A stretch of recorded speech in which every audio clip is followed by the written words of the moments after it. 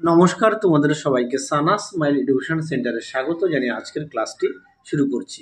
আজকে তোমাদের সঙ্গে আলোচনা করব তোমরা যারা অষ্টম শ্রেণীর সেকেন্ড ইউনিট টেস্ট পরীক্ষা দেবে তোমাদের জন্য রায় ও মার্টিন প্রশ্ন বিচিত্রা থেকে আজকে সমাধান করে দেখাবো অষ্টম শ্রেণীর ইতিহাস বিষয় মডেল নাম্বার 6 অর্থাৎ 6 নম্বরের স্কুলের যে সমস্ত ছোট ও বড় প্রশ্নগুলি আছে সমস্ত প্রশ্নের উত্তরের সমাধান করে দেখাবো। চলো দেরি না করে মূল বিষয়ে যাওয়া যাক। তোমাদের আগের ভিডিওতে আমরা সমাধান করে দেখিয়েছি ইতিহাসের বাকি মডেল সেটগুলো। তোমরা যারা এখনও দেখোনি আমাদের প্লেলিস্টে গেলে পেয়ে যাবে। এছাড়াও তোমাদের সেকেন্ড ইউনিট টেস্টের সমস্ত বিষয়ে সাজেশান দেওয়া আছে। তোমরা যারা এখনও দেখোনি সাজেশানটি আমাদের প্লেলিস্টে গেলে পেয়ে যাবে।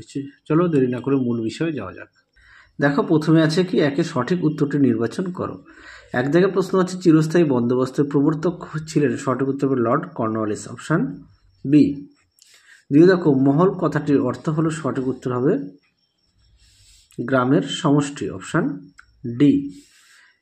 তিনে দেখো, ভারতের প্রথম রেলপথ চালু হওয়ার সঠিক উত্তর হবে 1853 খ্রিস্টাব্দে, অপশান বি। চারে দেখো, প্রথম পাঠের কারখানা চালু হওয়ার সঠিক উত্তর হবে রিসরায়, অপশান এ। পাঁচে দেখো, ভারতে টেলিগ্রাফ ব্যবস্থা চালু হওয়ার সঠিক উত্তর হবে 1851 খ্রিস্টাব্দে, অপশান এ।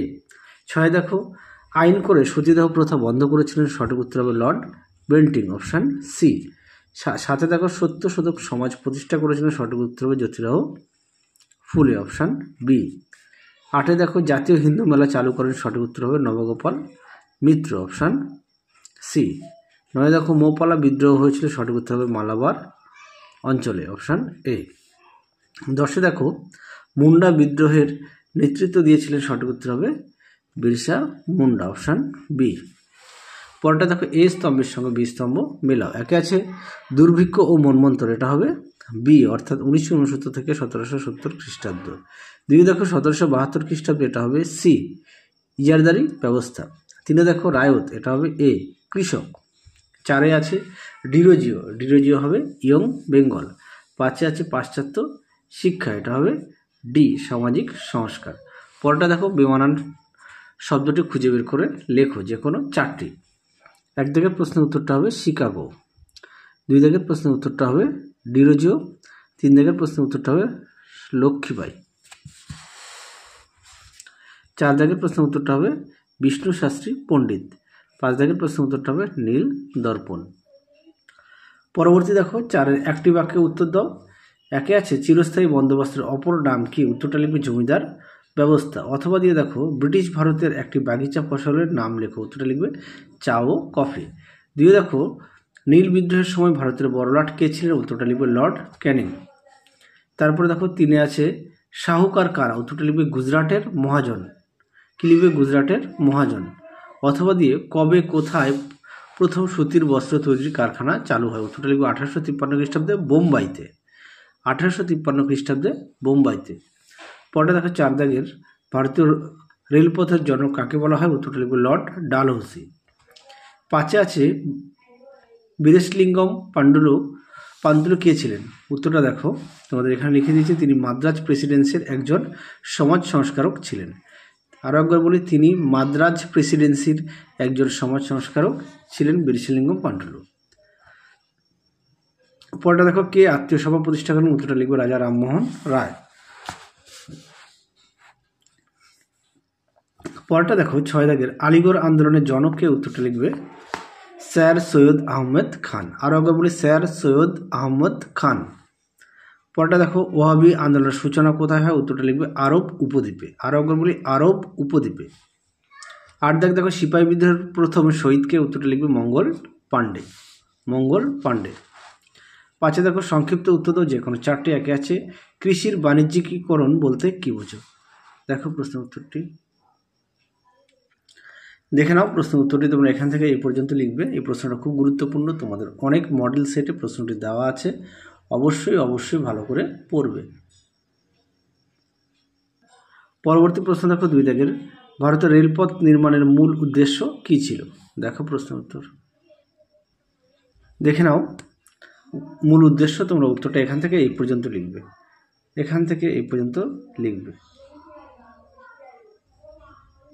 পরবর্তী প্রশ্ন লেখো, 3 দেখো ব্রাহ্ম সভা প্রতিষ্ঠার উদ্দেশ্য কী ছিল? দেখো উত্তর। দেখে নাও প্রশ্ন উত্তরটি, তোমরা এখান থেকে এই পর্যন্ত লিখবে। দেখে নাও, তোমাদের আগের ভিডিওতে সেকেন্ড ইউনিট টেস্টের সাজেশান দেওয়া আছে, তোমরা যারা এখনও দেখোনি আমাদের প্লে লিস্টে গেলে পেয়ে যাবে।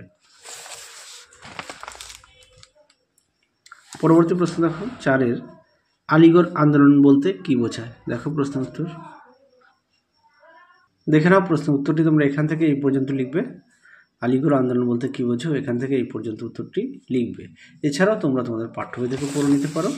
পরবর্তী দেখো, মহাবিদ্রোহের প্রত্যক্ষ কারণ কী ছিল? দেখো প্রশ্ন উত্তরটি। দেখে নাও, মহাবিদ্রোহের প্রত্যক্ষ কারণ, এখানে বেশ কিছু পয়েন্ট দেওয়া আছে, তোমরা অবশ্যই পয়েন্ট দিয়ে যদি পারো লিখবে, তাহলে নাম্বারটা ভালো পাবে। এছাড়াও তোমরা তোমাদের পাঠ্যবই থেকে পড়ে নিতে পারো। 2টো পয়েন্ট আমি দেখালাম, মঙ্গল পাণ্ডে বিদ্রোহ আর মিরাট বিদ্রোহ।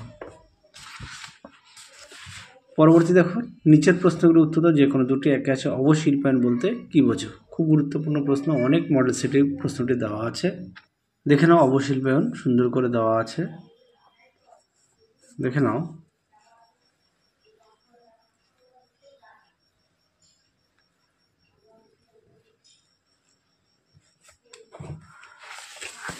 পরবর্তী প্রশ্ন দেখো কি আছে, নীল বিদ্রোহের কারণ কি ছিল?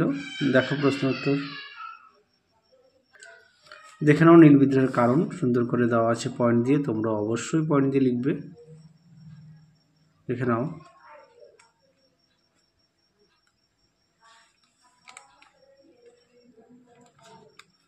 এই পর্যন্ত লিখবে। পরবর্তী প্রশ্ন দেখো কি আছে, বারাসাত বিদ্রোহ কাকে বলে? দেখো প্রশ্নের উত্তর। দেখে নাও, বারাসাত বিদ্রোহ বলতে কি বোঝো, উত্তরটি এখান থেকে লিখবে। এই পর্যন্ত লিখবে। পরবর্তী প্রশ্ন দেখো, নিচের প্রশ্নগুলোর উত্তর দাও, যে কোনো দুটি প্রশ্ন, মান হচ্ছে 5। একে কি আছে, দাক্ষিণাত্য হাঙ্গামার সূচনা হয় কিভাবে? এই বিদ্রোহ গুরুত্ব লেখো। দেখো প্রশ্ন উত্তর। দেখে নাও, প্রশ্ন উত্তরটি এখান থেকে এই পর্যন্ত লিখবে।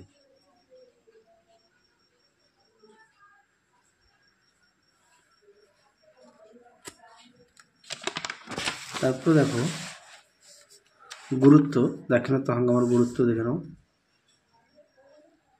সুন্দর করে দেওয়া আছে, এই পর্যন্ত লিখবে।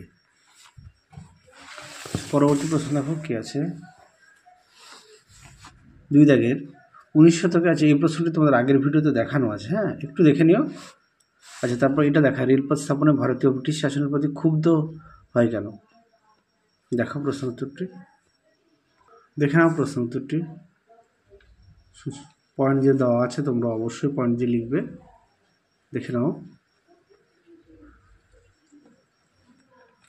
দেখে নাও, এই পর্যন্ত লিখবে।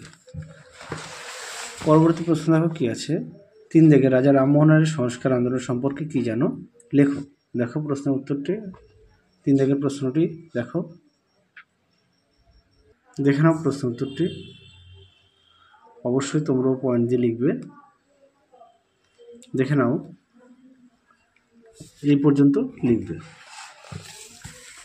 পরবর্তী দেখো, সাঁওতাল বিদ্রোহের কারণ লেখো, এই বিদ্রোহের গুরুত্ব আলোচনা করো। দেখো প্রশ্ন উত্তর। দেখে নাও, সাঁওতাল বিদ্রোহের কারণ,